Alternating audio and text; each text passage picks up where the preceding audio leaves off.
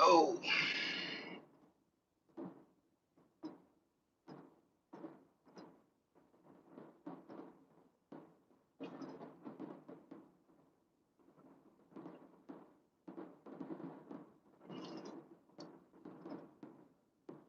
we ride.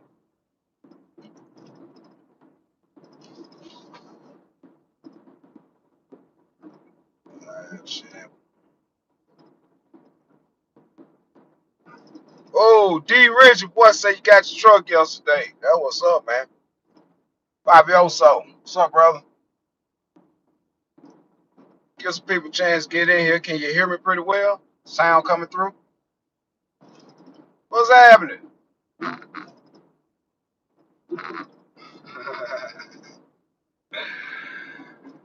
Yeah, man.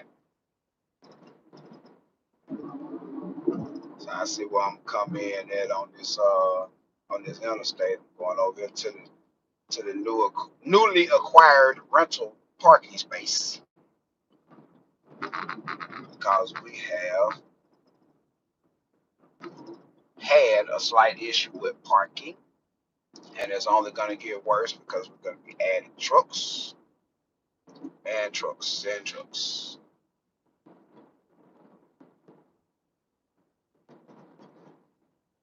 Yeah, man. Happy Father Day to all the fathers out there, whether you be biological, speculative, or an operative father. But you know what I'm saying? If you had a positive influence on a child's life in any way, happy Father Day to you. You ain't gotta have none. I got a partner. I hollered at that morning. He was like, I was like, Happy Father Day, bro. He was like, you know, I ain't got no kids. I was like, bro, you done influenced so many of them, and you'd have been to some what they father have not been. Yeah, speculative. Yeah, no. It is what it is. Sometimes you be guessing and you just hoping, and you like, if I feed him enough, he might start looking like me. Okay, it be like that sometimes. Like. But yeah, man, happy Father's Day to everybody out there on behalf of my family, the whole Noble Enterprise family, the High Shy Haven channel, everybody, man. Hey, it one of them things where if you doing it the way you supposed to be doing it, just like this High Shy stuff, it ain't easy. It ain't easy. If you really handle your business, you know that one of them jobs, just like being the ball man, it one of them jobs that go without a pat on the back a whole lot of days, and there's a whole lot of stuff that go into it that don't nobody see. And that one of the reason I'm bringing y'all this video today, because we doing some stuff that don't too many people see. You know, they just know we run the trucks, we find the load, we get the money, we get paid, have a blessed day. But what about all that stuff in between? You know, so I came to do a Q&A, you know what I'm saying, while I'm out here on Father Day, doing what I got to do to make sure no Enterprise run every day. But yeah, that's a little some little low security. It's just a little piece of the stuff that I got. I'm going to stock this trailer, and then we finna go hook up and get another trailer because we got another truck. Let's see.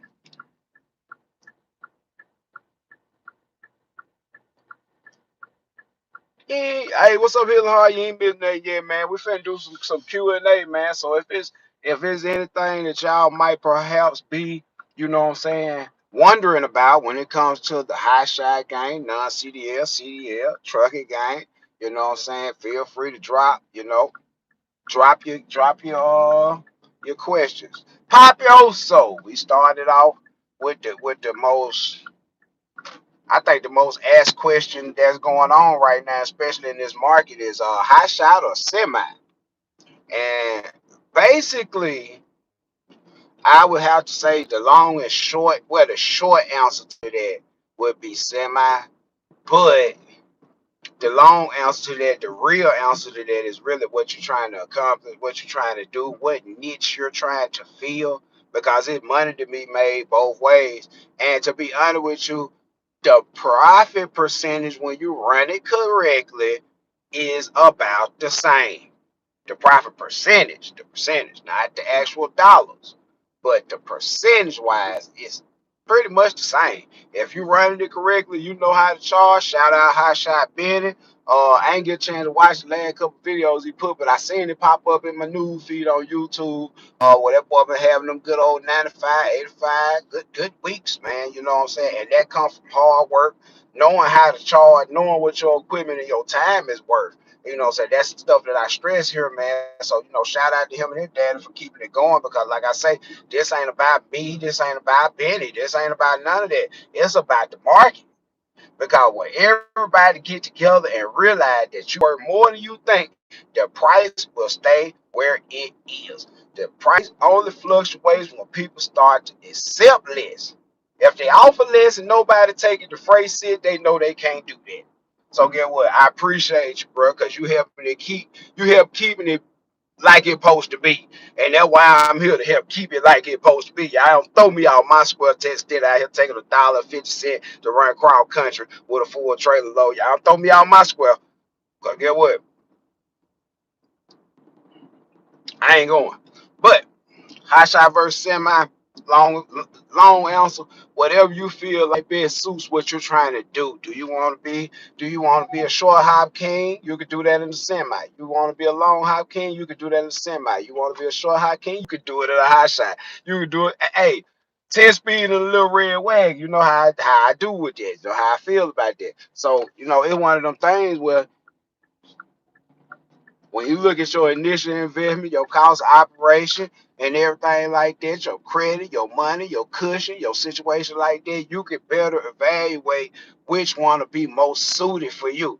And then, like I said, some people got some distinct advantages where they already been in big rigs and they got hazmat endorsement doubles and they got tanker and they got the CDL Class A and all that. Most times in those situations, when I do a 1 hour consultation with somebody that think about getting in the high shot game or something like that, we evaluate the criteria of where your credit is, where your money is, what your experience is. Do you have a CDL Class A? Do you have over the road experience? And a lot of times, the initial startup cost, depending on what their pre-qualifications are, is significantly less depending on what their qualifications are, whether they could get in a semi or not, whether they mechanically inclined or not, whether you gotta buy a new truck or not. And the same goes true for the hot shot game. It's just all about your skill set and your money and your credit and the drive that you have will determine what would be the best feasible direction to go in. Okay, let's see what we got. I'm going CDL high shot. What you think about a 4500 cab and chassis? If you're going CDL high shot Papioso, you might well get a 5500. I mean, after you get past 45, 5500 anyway, it's gonna be a different set of parameters in that engine. It's gonna be slightly derated. But just for all out payload capacity and pulling and all that, I mean, you could get a 4500. Um, but a 5500 is basically going to be the same price, especially if you get cab and chassis. If anybody know trucks, y'all know that you can buy a 4500 cab and chassis way cheaper than a 3500 dually, just straight up coming 6.7 that Ford or whatever. You can get a cab and chassis because the resale on it ain't much. It's a niche type of truck. So when you talk about 45, 5500, it really a toss up on specification. You know what I'm saying? So it's one of the things that is price wise the same truck. You just gonna have to look at your specifications. What I would suggest though is pay very close attention to the rear end ratio on either one of those trucks, and we're gonna try and get that down as close to a 410 as possible. 433, that's a little high. 444, that's a little high. Some of them got 488s, that's a lot high. Like your RPM on the interstate doing 65 is not gonna be pleasant unless you try and go with a 410. So be looking.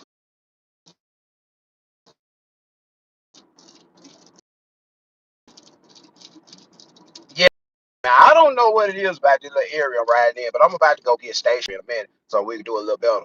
But like I said, once you get into the area of 45, 55 trucks, they are very similar in cost. So, you got to just spec it right. And if you're going to get a 45, 5500 truck, cab and chassis, if it's going to be new and you're going to spec it yourself, expect that very large fuel capacity on there. Most of the time, those trucks are available with two tanks. So 2 tanks plus an auxiliary tank. You should have about 150, 180 gallons at your disposal with a 100-gallon auxiliary tank. That's pretty good on the running.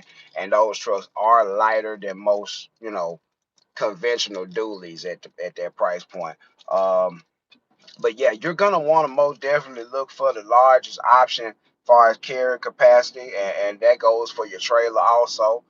You don't want to not bring enough to the party, as they say. You want to have your ducks in a row, so you can have a decent carrying capacity and everything. And then I tell you like this, man. Be honest with you. Once you go CDL high shot and you're really for real with it, you get a 30K rated gooseneck or 40K rated gooseneck trailer, spread axle trailer. You talking about a 45 with a 5500 dually and putting the cab and chassis, putting that flatbed on the back of there and rolling out like that. You'll start to see what more people see, and that to buy real stuff, which that's some real stuff that big up there.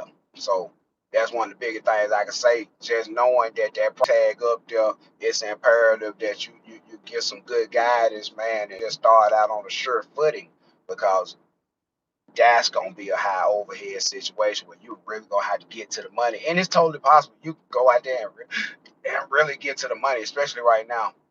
But you gotta have to keep it in mind when you come out, you're gonna have to come out moving. Come out moving, because like I say, to get a trailer right now that's set up for that kind of weight and stuff, you're probably gonna have to order it, and that's gonna be a long wait, to be honest with you. So let's go to the next question. I don't want to get bogged down on that one. Hope that helped. Clifton, what's up, brother? Healing hearts.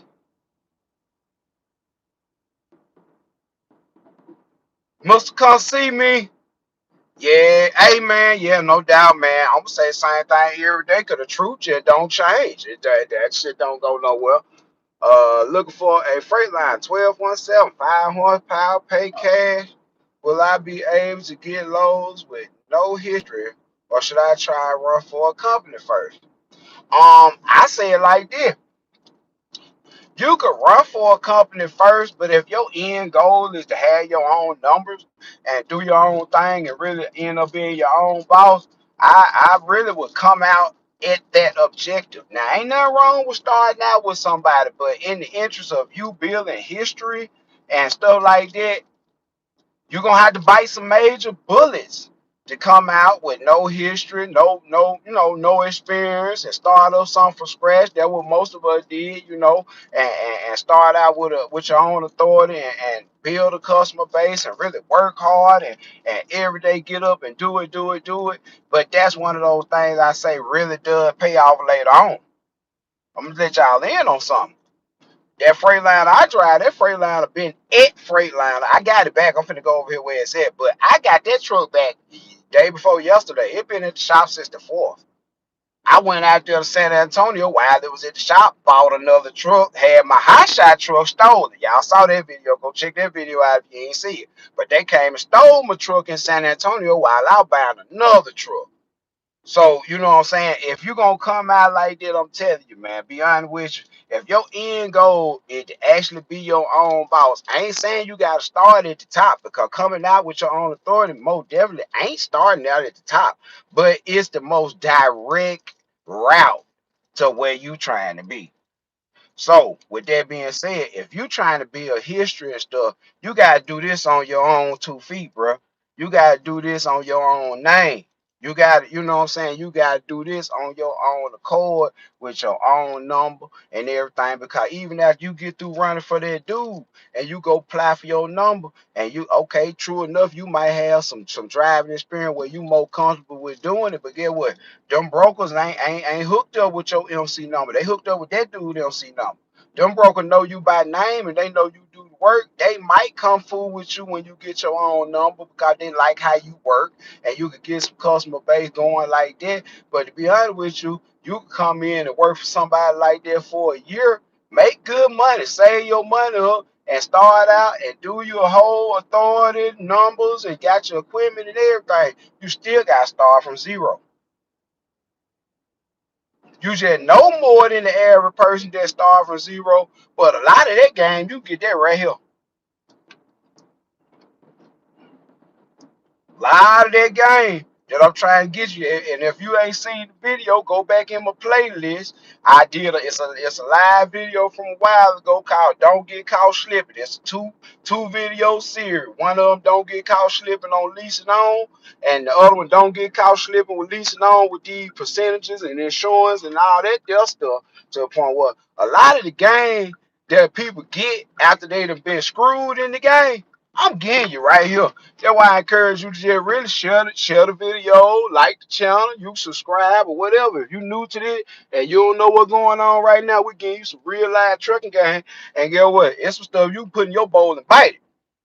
Because it's staying there every day. It don't change. That's why you ask me a question, and that's why I do these lives. See, I told somebody the other day, I said, man, you know why I do a lot of lives, and a whole lot of people ain't gonna never get on a live and do no Q&A and all that there, because half of them don't know the answer to the question that y'all gonna ask. Half of them don't know how to do this stuff for real. Some of these folks been running lows arbitrarily for the last 3, 4, 5, 6 years. It ain't linked nothing together to make nothing be possible to be a future. So I'm showing y'all how to build a future. Not no fame. I ain't trying to fuck some fame. We ain't gonna build no fame. We're gonna build a future. Let me see if I remember this. In my mind good. Yeah, my mind good, boy. It said let the gate swing open, baby. Finna take y'all back here and we gonna talk a little bit, man. For real. And did what you aspire to do. Shout out them boys at S&B Trucking, Brandon, Mississippi. They talking about Mississippi. Kill yourself. Kill yourself. You talking crazy about Mississippi, the trucking game. You must don't know trucking. You must don't know trucking. Well, them reefers over there running, green light blanket, that brand new Peterbilt.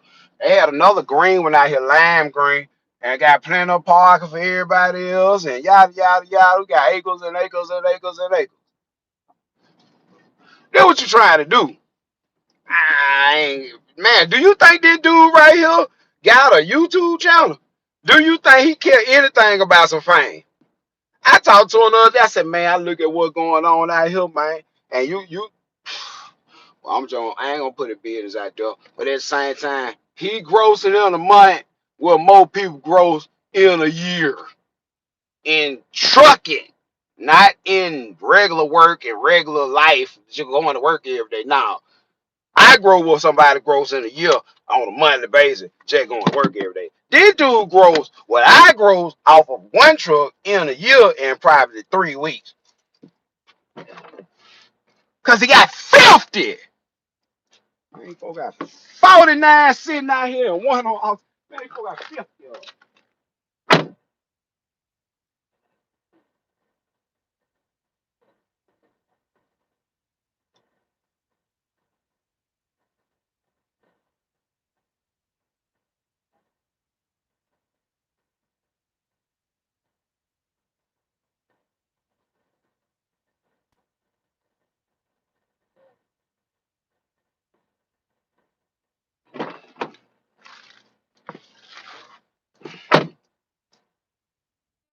Never made no time for them.